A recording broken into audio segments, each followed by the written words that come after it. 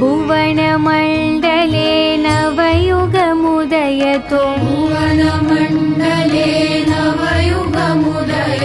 सदा विवेकानन्दमयम्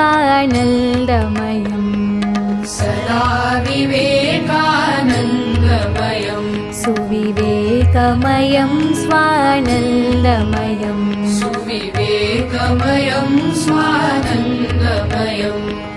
भुवनमण्डले नवयुगमुदयतो सदा विवेकानन्दमयम्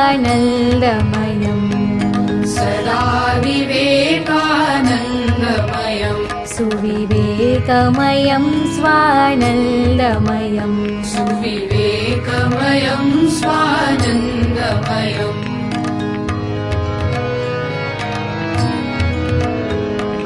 तमोमयं जनजीवनमधुना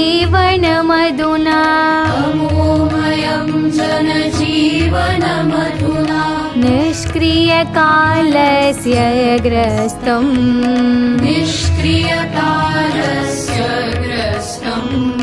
रजोमयमिदं किं वा बहुधा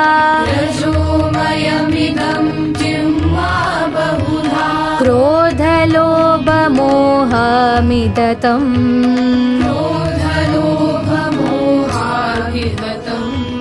भक्ति ज्ञान कर्म विज्ञानी भक्ति ज्ञान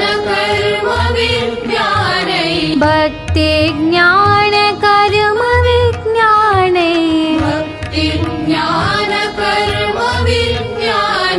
भवतु सात्विको द्योतमयम्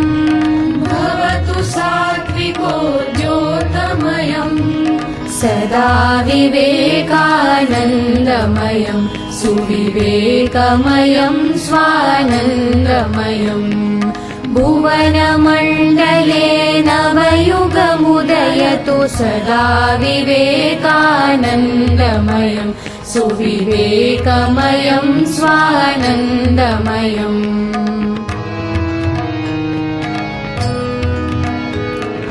वह्नि वायुजलबलविवर्धकम् पाञ्चभौतिकं विज्ञानम्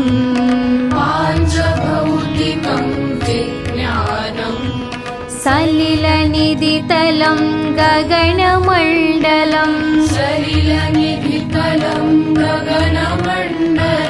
करतलफलमिव कुर्वाणम्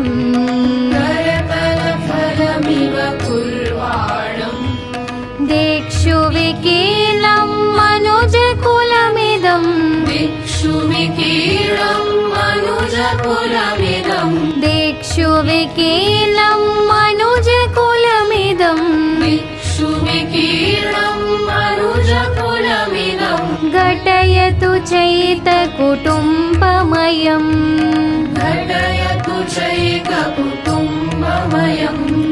सदा विवेकानन्दमयं सुविवेकमयं स्वानन्दमयम् भुवनमण्डले नवयुगमुदयतु सदा विवेकानन्दमयं सुविवेकमयं स्वानन्दमयम्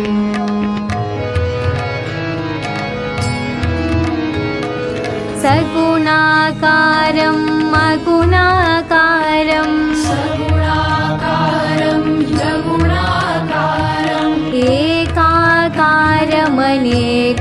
एकाकारमनेकाकारम् भजन्ति ये ते भजन्तु देवम्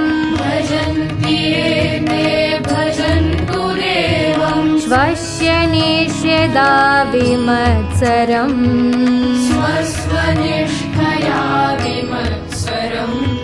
विश्वधर्ममिव मुडारभावम् विश्वधर्ममिव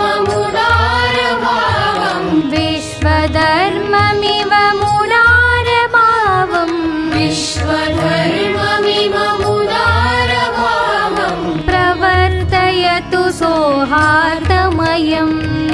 प्रवर्धयतु सौहार्दमयम् सदा विवेकानन्दमयं सुविवेकमयं स्वानन्दमयम् भुवनमण्डले नवयुगमुदयतु सदा विवेकानन्दमयं सुविवेकमयं स्वानन्दमयम्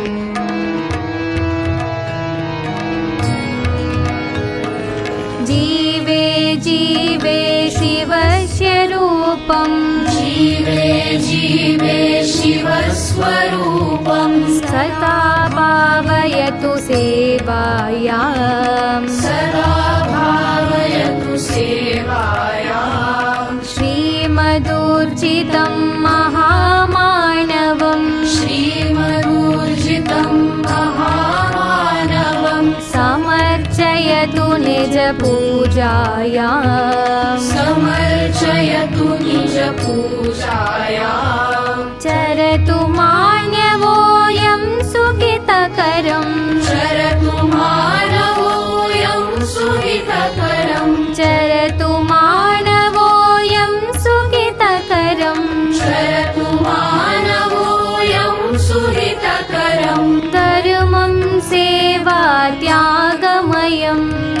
धर्मं सेवा त्यागमयम् सदा विवेकानन्दमयं सुविवेकमयं स्वानन्दमयम् भुवनमण्डले नवयुगमुदयतु सदा विवेकानन्दमयं सुविवेकमयं स्वानन्दमयं सुविवेकमयं स्वानन्दमयम्